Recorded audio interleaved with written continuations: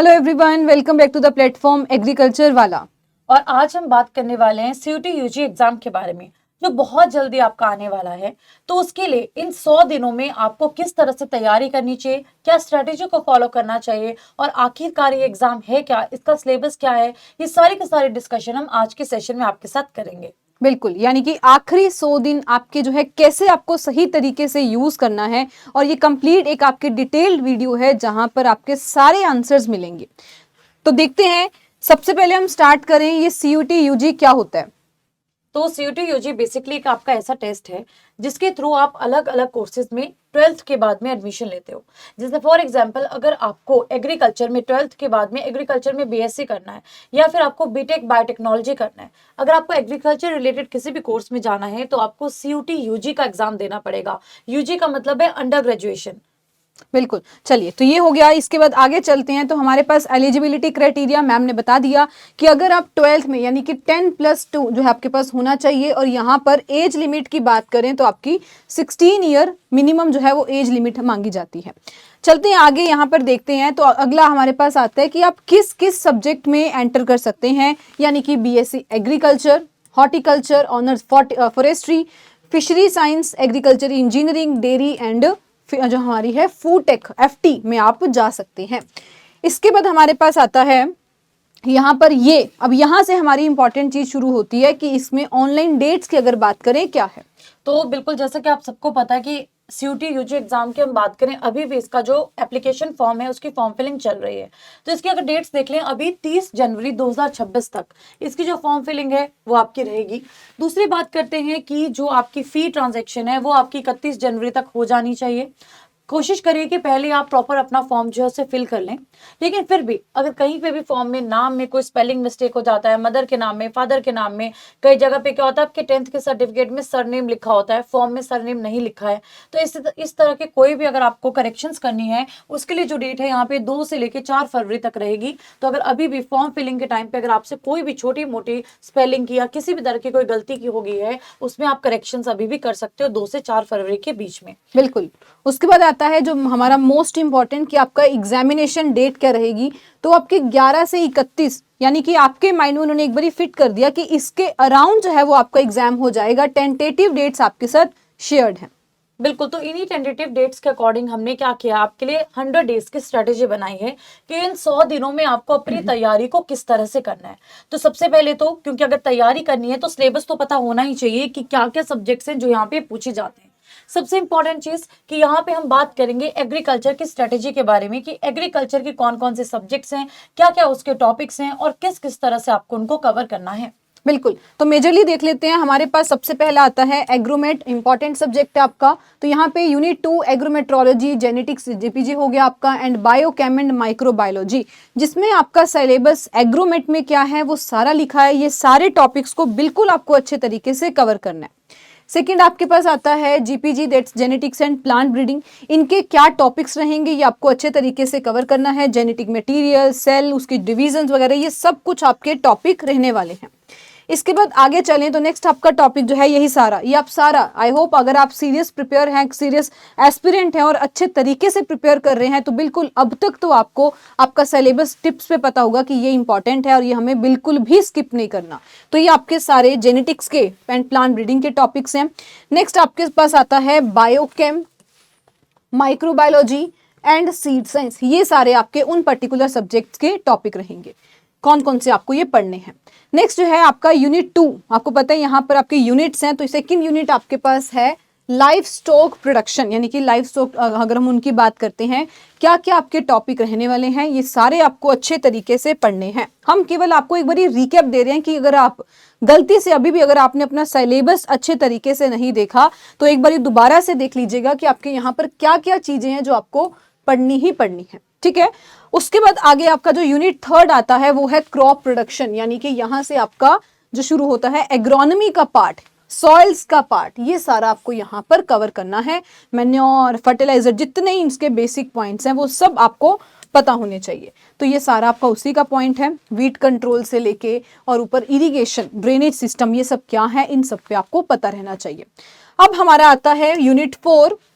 अच्छा, ये भी अभी वही चल रहा है, मॉडर्न एग्रीकल्चर देखा आपने। अब क्योंकि हमें पता लग रही है कि अहमियत क्या है मॉडर्न एग्रीकल्चर में, किन किन चीज़ों का हमें यूज़ करना है, ये सारे टॉपिक्स आपको कवर करने हैं। प्रिसीजन एग्रीकल्चर, चैलेंजेस, एआई को लेके ये सारे आपके टॉपिक्स रहेंगे। इसके बाद आगे चलें तो नेक्स्ट हमारे सामने है यूनिट 4, जिसमें आपको यही अगेन दोबारा से देख लेना है कि हॉर्टिकल्चर के हमारे कौन कौन से मेन टॉपिक्स हैं। बेसिक्स, फ्रूट, वेजिटेबल, फ्लावर्स, सब कुछ आपको यहाँ पर कवर करना है, और इवन फूड टेक का जो पार्ट है वो भी आपको यहाँ पर देखना है। चलिए, अब ये तो हो गया सिलेबस। अब बात कर लेते हैं कि जो हमारा मेन मोटिव था और वो यही था कि हम 100 डेज में कैसे प्रिपेयर करें, उसकी बात करते हैं। वो आपको 100 डेज कैसे यूज करने हैं। बिल्कुल, तो जो आपके 100 डेज है ना, इन्हें सबसे पहले हमने क्या किया है, कुछ दिनों में डिवाइड कर दिया है। दिनों में डिवाइड करने का मतलब क्या है, ताकि आपको पता रहे कि कितने दिन तक आपको कौन से पोर्शन पे किस तरह से फोकस करना है। जैसे फॉर एग्जांपल अगर हम 90 डेज की यहाँ पे बात करते हैं, तो 90 डेज में से आपको इस तरह से अपनी चीज़ों को फॉलो करना है कि लगभग ऑलमोस्ट 2 महीने आपको क्या करना है, जो आपके कोर सब्जेक्ट्स हैं यानी कि एग्रीकल्चर के सब्जेक्ट्स हैं, उन्हें अच्छे से पढ़ लेना है। चाहे एग्रोनॉमी है, चाहे हॉर्टिकल्चर है, चाहे सॉइल है, चाहे जेनेटिक्स है, चाहे सीड है, कुछ भी टॉपिक है, ये सारे के सारे सिलेबस को आपको 2 महीने में कवर करना है। इसमें भी जो सब्जेक्ट्स आपको बहुत ज़्यादा टफ लगते हैं या जिन सब्जेक्ट्स में आपको लगता है कि इसका सिलेबस बहुत ज़्यादा है, उन सब्जेक्ट्स को पहले शुरू करिए ताकि आपके मैक्सिमम टॉपिक्स कवर हो जाएं। सबसे मेन चीज़ क्या है कि बहुत ज़्यादा डेप्थ में नहीं, लेकिन बेसिक आपके स्ट्रांग होने चाहिए, तो आपका आंसर डेफिनेटली एग्जाम में सही होते हैं। तो अपने जो बेसिक्स है ना, उसे आपको स्ट्रांग करना है और मैक्सिमम टाइम आपको उन्हीं सब्जेक्ट्स पे देना है जिनकी वेटेज ज़्यादा है। वो कैसे पता चलेगा, जब पिछले साल के पेपर देखोगे वहां पे देखना कौन से टॉपिक से क्या क्या क्वेश्चंस आए हैं, उन टॉपिक को अच्छे से कवर करना। और आपको पता है कि आपकी जो बुक्स होती हैं या आपके जो नोट्स होते हैं, उसमें बहुत सारे इंपॉर्टेंट एग्जांपल्स होते हैं। तो जब जब आप पढ़ोगे ना, हर एक के नोट्स बनाइए, शॉर्ट नोट्स बनाइए और उसके इंपॉर्टेंट एग्जाम्पल्स भी अपने साथ में लिखते रहिए। इसके अलावा इन्हीं दिनों में सिर्फ पढ़ना नहीं है, क्वेश्चंस को भी प्रैक्टिस करना है। तो जो भी आपके PYQs होंगे ना, वो आपको पैटर्न के अकॉर्डिंग देखने हैं, जो फ्रिक्वेंटली आस्क्ड क्वेश्चंस हैं वो चेक करने हैं और उसी के अकॉर्डिंग अपनी यहाँ पे आपको स्टडीज करनी है और अपनी प्रिपरेशन करनी है। जैसे कुछ क्वेश्चंस आपको डायरेक्ट स्टेटमेंट्स के आते हैं, कुछ डायरेक्ट क्वेश्चंस आते हैं, कुछ क्वेश्चंस आपको स्टेटमेंट बेस्ड आते हैं, कितनी स्टेटमेंट सही है, कौन कौन से स्टेटमेंट सही है। कई बार आपसे पैसेज टाइप का क्वेश्चन पूछा जाता है, तो अकॉर्डिंग टू द पैटर्न आपको प्रॉपर तरीके से सारे क्वेश्चंस को प्रैक्टिस करना है। लेकिन हाँ, साइड बाय साइड ऐसा नहीं है सिर्फ एग्रीकल्चर ही पढ़ते रहना है, आपको साइड बाय साइड जो आपने अपना ग्रुप में अदर सब्जेक्ट्स लिए होंगे, जैसे एग्रीकल्चर के साथ बच्चे बायो लेते हैं, केमिस्ट्री लेते हैं, तो बायोलॉजी और केमिस्ट्री को भी आपको साइड बाय साइड बहुत बहुत अच्छे से यहाँ पे कवर करना है।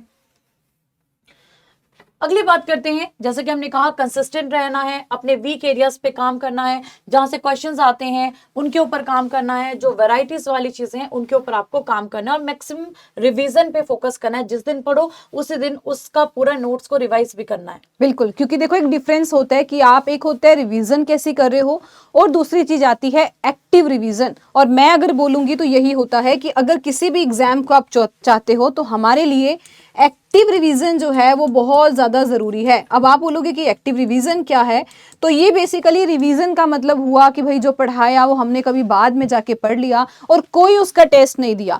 जब आपके पास 90 डेज, नेक्स्ट 90 डेज आपके हाथ में है, यानी कि कुल मिला के अगर बोला जाए तो आपके पास 2.5 से 3 महीने हम लगा लेते हैं आपके पास है। तो आपको ये एक्टिव रिवीजन कैसी करनी है, अपना जो आपने पूरा हफ्ते में पढ़ा है उसकी रिवीजन आपको छठे दिन या 7वें दिन करनी है, प्लस ये चेक करने के लिए कि भाई आपको कितना याद रहा है। So here you need to attempt DPP weekly test जो है, यानी कि कुल मिला के बोला जाए तो वो आपको देने ही देने हैं, ताकि आप लोग अपने वीकली बेसिस पर एनालाइज कर सको कि आपको पूरे हफ्ते का कितना काम याद रहा है। तो ये क्रक्स है कि जब हम बात करते हैं आपको एक्टिव रिवीजन अपने एग्जाम के लिए करनी है, बाकी ज्यादा डेप्थ में नहीं। मुझे लगता है जब आप इस चीज को इंप्लीमेंट करोगे तो आपको खुद ब खुद समझ आ जाएगा कि भाई एक्टिव रिवीजन कितनी इंपॉर्टेंट है अपने आप को इवेल्युएट करने के लिए। नेक्स्ट चलते हैं, तो आगे आपके पास आता है यहाँ पर 100 डेज, वही जो सारी चीज आपको मैम ने अभी बताई कि हमें कैसे डिवाइड करना है। पहले 45 दिन हम ऐसे लेके चलते हैं कि भाई हमारा ये पहला चरण है जहां पर हमें कॉन्सेप्ट अभी भी लगता है कि ये मेरा पार्ट स्ट्रांग नहीं है, मुझे इस पे काम करना है, तो बिल्कुल आप अपने टाइम को सही से डिवाइड करिए।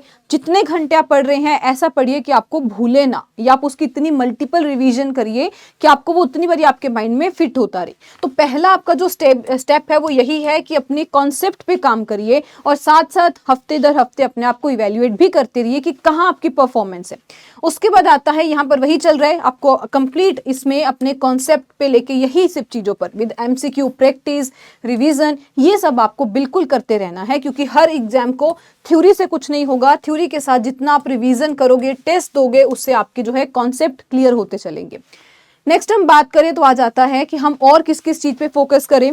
बिल्कुल, तो देखो 100 डेज में जैसे हमने बोला 45 दिन आपको पूरा सब्जेक्ट कवर करना है, 15 दिन रिवीजन करना है। अब इन रिवीजन में आपकी क्या क्या चीजें होनी चाहिए? फर्स्ट ऑफ ऑल, जैसे अगर आपकी जो एनसीईआरटी की बुक्स हैं 11th 12th की, बायोलॉजी की, केमिस्ट्री की, वो तो अच्छे से पढ़नी है। एग्रीकल्चर की भी कोई बुक है तो उसे भी आपको अच्छे से रिवाइज करना है। डायरेक्ट जो आपके फैक्ट्स होते हैं उन्हें कवर करिए। एमसीक्यूज में देखिए कि किस एमसीक्यू का क्या सही आंसर है, उसे एनालाइज किए करके 1 लाइनर्स बनाइए, 1 लाइन में लिखिए और डायरेक्ट वो आपके फैक्ट्स बन जाते हैं। कुछ टर्म्स हैं, कुछ एग्जाम्पल हैं, कुछ टेबल्स हैं, कुछ डायग्राम्स हैं, इन सबको अच्छे से पढ़िए, अच्छे से समझिए और इसके 1 लाइनर्स बनाइए और साथ साथ में क्वेश्चन प्रैक्टिस करिए। इस तरह से आपके 2 महीने निकल गए, यानी कि 60 दिन निकल गए। अब 40 दिन बचे। 40 दिन में क्या करना है? अगले 20 दिन में आपको रिविजन्स करने हैं, अपने नोट्स को पढ़ना है, पीवाईक्यूज लगाने हैं और क्वेश्चन प्रैक्टिस के टाइम को बढ़ा देना है। जहां पे पहले आप 3 से 4 घंटे पढ़ रहे थे, 2 घंटे क्वेश्चन प्रैक्टिस कर रहे थे, अब आपको क्या करना है? जो रिविजन्स है, अगर आप 3 घंटे रिविजन कर रहे हो, 2 घंटे आपको क्वेश्चन प्रैक्टिस करना ही करना है। क्वेश्चन का नंबर भी बढ़ा देना है और साथ में क्वेश्चन का टाइम भी बढ़ा देना है। अब बात करते हैं, चलो अब 60 दिन हो गए, 20 दिन में हमने सारे क्वेश्चन प्रैक्टिस, सारे रिविजन्स कर लिए। अब लास्ट 20 दिन में क्या करना है? अब कोई नया टॉपिक नहीं पढ़ना है, जो पढ़ा है उसी को रिवाइज करना है, जो नोट्स बनाए हैं उन्हीं को रिवाइज करना है, जो 1 लाइनर्स लिखे हैं उन्हीं को रिवाइज करना है, जो क्वेश्चन प्रैक्टिस के बाद में आपने आंसर्स लिखे हैं, 1 लाइनर्स बनाए हैं, फैक्ट्स बनाए हैं, सिर्फ उसी को पढ़ना है। एक चीज का आप ध्यान रखिएगा, जब आप एग्रीकल्चर पढ़ते हैं बहुत सारे ऐसे टॉपिक हैं जो आपके बायो से मैचिंग है। जैसे कि अगर हम जेनेटिक्स एंड प्लांट ब्रीडिंग की बात करें तो मेंडेलियन इनहेरिटेंस वाला पार्ट है, वो सारा का सारा आपका बायो में भी पढ़ाया जाता है। आपको सीड वाला पार्ट है कुछ, वो आप बायो में भी पढ़ते हैं। वैसे बायोटेक्नोलॉजी वाला पार्ट है वो आप बायो में भी पढ़ते हैं। तो बहुत सारे आपके ऐसे टॉपिक्स हैं जो कॉमन टॉपिक्स हैं। तो जो आपके कॉमन टॉपिक्स है ना, जब आप दोनों सब्जेक्ट्स में पढ़ोगे ना तो उसका आपका बढ़िया तरीके से रिविजन हो जाएगा और आप देखेंगे जब आप एग्रीकल्चर ग्रुप से एग्जाम देते हो तो ये सारे टॉपिक्स से मेजर क्वेश्चंस आपके बनते हैं। तो ये सारे टॉपिक्स बहुत अच्छे से कर लेना। कॉमन टॉपिक्स को मत छोड़ना। वैसे एंटोमोलॉजी में जो आपका ज़ूलॉजी वाला थोड़ा सा पार्ट है वो भी आता है। तो ये सारी चीजें ना आपको अच्छे से प्रिपेयर करनी है और इससे क्या होगा, जब आप बायो भी पढ़ोगे, ये वाला सब्जेक्ट भी पढ़ोगे तो आपके मल्टीपल रिविजन्स होंगे। बिल्कुल।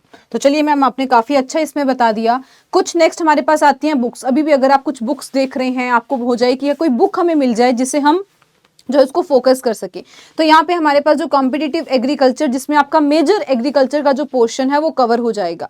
लेकिन ये आप सीयूटी यूजी के एग्जाम की तैयारी कर रहे हैं तो हमें बहुत ज़्यादा डेप्थ में नहीं जाना।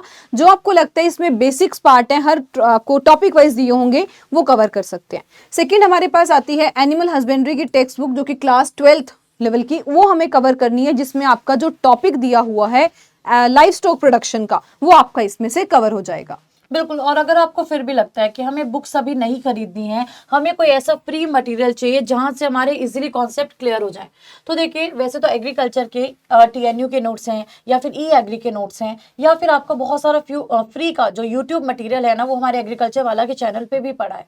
लेकिन फिर भी आपको लगता है कि हमें कुछ ना ईजी वे चाहिए, क्योंकि जो ये वाले नोट्स हैं ना, ये बीएससी लेवल के हो जाते हैं। तो अगर आपको ईजी कंटेंट चाहिए, उसके लिए हमारी पीडब्ल्यू की अपनी लाइब्रेरी है, जो कि हमारी एग्रीकल्चर वाला की लाइब्रेरी है। तो यहाँ पे आप आराम से जा सकते हैं। यहाँ पे आपको एक तो जो रिवीजन नोट्स हैं हर सब्जेक्ट के मिल जाएंगे, जो आपको पढ़ना है, इंग्लिश में पढ़ना है, हिंदी में पढ़ना है, वो आराम से यहाँ पे जाके आप पढ़ सकते हो। बिल्कुल। प्लस अगर आपको लगता है कि हमें कुछ क्लासेस लगानी है, क्योंकि कई चीज़ें तो आपकी सेम होगी, तो आप चाहते हो कि कुछ हमारा कॉन्सेप्ट क्लियर हो जाए, तो बिल्कुल ये क्लासेस भी पढ़िए, आप इसको देख सकते हैं।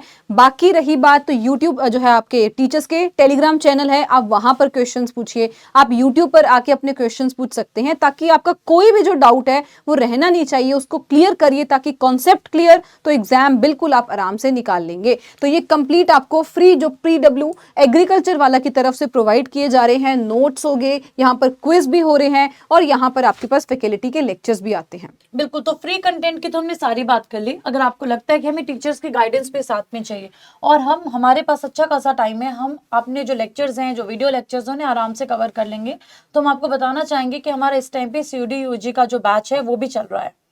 बिल्कुल, जिसमें अगर आप देखोगे तो properly planned DPP weekly test सब टीचर्स की जो है आपकी क्लासेस चल रही हैं एज पर आपके सिलेबस, तो आप इसमें एनरोल कर सकते हैं और सही तरीके से एक गाइडेंस एंड स्ट्रक्चर्ड फॉर्म में अपनी तैयारी कर सकते हैं। और साथ ही साथ इसमें आपको रिपब्लिक डे के ऑफर पे इस टाइम पे डिस्काउंट भी चल रहा है, तो उसको जाके भी आप अवेल कर सकते हैं, PW के ऐप पे जाकर आप देख सकते हैं। बिल्कुल, तो ये था कंप्लीट हमारे एंड से जो आपको कंप्लीट हमने गाइड किया, बताया। आई होप आप लोगों के जितने डाउट्स होंगे और सीरियस होके जो आपके 90 दिन रह गए हैं उसको आप सही से टारगेट करेंगे और अपने एग्जाम में बिल्कुल अपनी जो जीत है वो हासिल करेंगे।